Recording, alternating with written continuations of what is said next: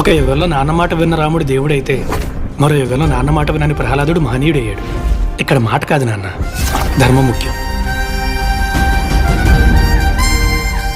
ఎవరయ్యా నువ్వు? ఈ రాజ్యంలో ఎప్పుడు చూడలేదు.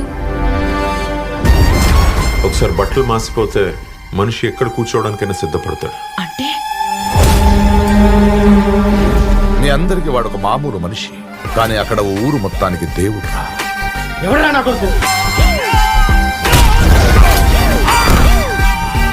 మీ ఊరొచ్చి మీ మనుషుల మీద చేసాడంటే